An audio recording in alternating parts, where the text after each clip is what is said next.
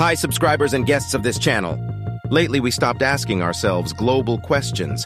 Because of the large number of new series and characters, we began to forget the whole essence of the series Skibiditoilet. Who is really who? Who are the Skibidites and who are the agents? Who created them and runs it all? Is everything as simple as it seems at first glance? Don't you think it's strange that throughout the whole series, starting with episode 11, you've only seen one person? And that person is the author of the channel himself. Where have all the other people gone? Where are they hiding? Why is DaFuqBoom on the side of Skibidi toilets? And how does that affect the course of the war? And also, what global plot twist awaits us in the future? These and many other questions we will deal with today. So watch this video from beginning to end, so you don't miss anything important and interesting. First, let's decide once and for all where agents came from in the first place and why their population has essentially replaced humanity. What do humans and agents have in common? And are agents as friendly as we might think at first glance? There are many theories on this subject, but we will use the most plausible one. In our opinion, the most plausible. Initially, it may seem that the agents are the embodiment of people. First of all, agents are robots. This we can confirm by the numerous shots, where we can see that they are made of metal and wires, and also we can remember the official game from DaFuqBoom. We can see that to get health, our hero uses batteries C-charge, which are lying on the floor. If Skibidi toilets are something like zombies and parts made of human nature, then the agents are essentially iron soldiers, created by humans themselves to prevent the complete extinction of mankind. By the way, some parts of Skibidi toilets lately are also hard to call an organic creature. Not all of them were formerly human, but we'll come back to that later in another video. Well, and here what we have in the end, people began to be massively infected with Skibidi virus, and we can notice that Skibidi began to appear all over the globe. This fact is confirmed by different maps on different series, so the presidents from the most developed countries realized that something must be done and created a temporary secret government, which was created specifically to prevent this virus, and their plan was to create effective fighters who would be immune to the Skibidi song and would be able to fight more effectively with toilets. The best engineering scientists from around the world gathered in a secret base and began to develop robots with artificial intelligence. How do we know they have artificial intelligence? During the video, everything will be clear. It is also worth noting that their clothes are very reminiscent of humans, and in the last video, even manners of behavior. Why in the last few episodes we don't see a single hint of people?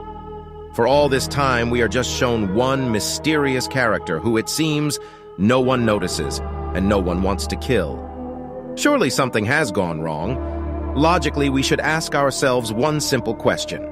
Why did people decide to create the first prototypes of their robots with a camera instead of a head? The answer lies on the surface. They needed some assurance that they could effectively control them. Roughly speaking, they can watch the war through their eyes, which is what we see in the series. Almost the entire series takes place in the first person of different cameras, and in case any of them suddenly do the wrong thing, they can see it immediately and cut their power. But unfortunately, herein lies the problem. The agents became so autonomous that they started to create robots themselves, because the war needed even more efficient fighters, and they were programmed by humans to win the war by any means necessary. First, they created the Speakerman race, and then the Speakermen themselves created the TV Men race, and in the future, the TV Men will probably create a computerized race. Do you realize how far it's gone? That's the tragedy of what we see on the screen. But in the 51st episode, we already see the series on behalf of not just the cameraman, but the cameraman of the Titan himself. Can we assume that it's no longer a human controlling the Titan? If we can answer these questions, it will be easier to guess what will be in the next episodes of the series Skibidi. Because the humans couldn't react in time, and almost all the humans were infected with Skibidi by the time they were already developing the first robots, the chief secret ruler suggested to create them based on artificial intelligence. Because the number of humans was so small that they wouldn't be able to control them all remotely, there just wouldn't be enough humans. What if some races of agents got out of control? As it is, they already have their own artificial intelligence. They decided to enslave not only the Skibideds, but humans as well. Why do they need weak humans when they're doing so well? And they can rule this planet themselves, since they're programmed to win the war.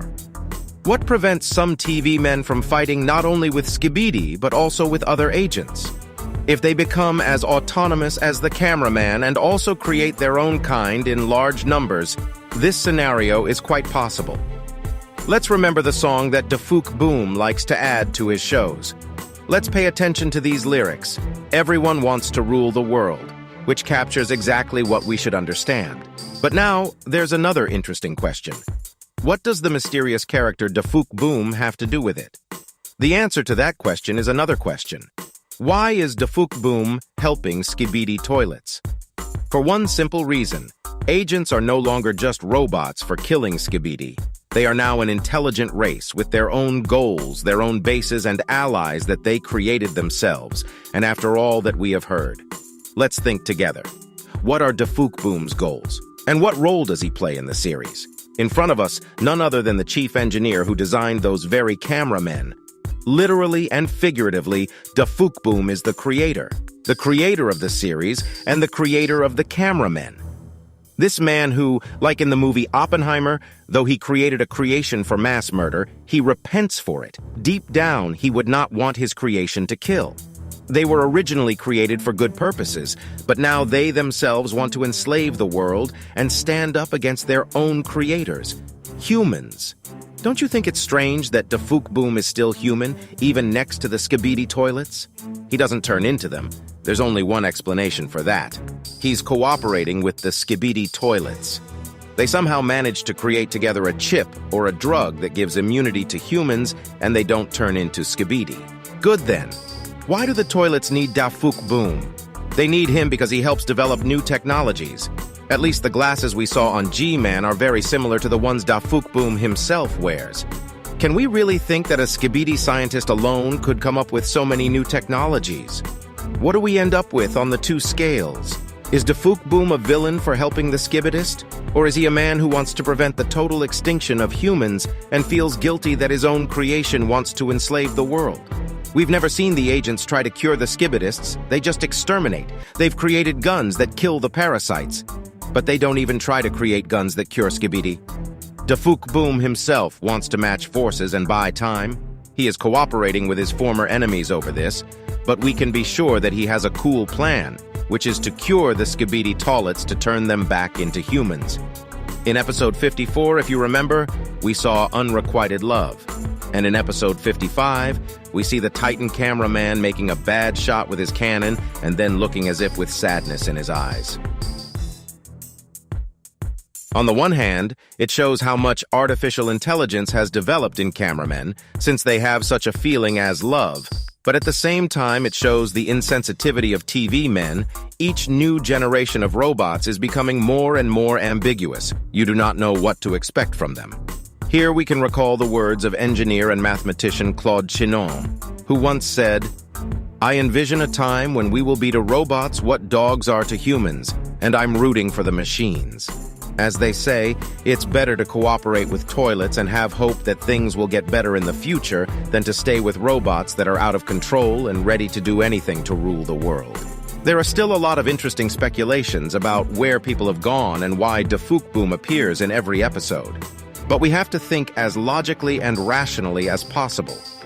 The fact remains that humanity is on the verge of extinction, and we should believe with all our might that peace awaits us at the end.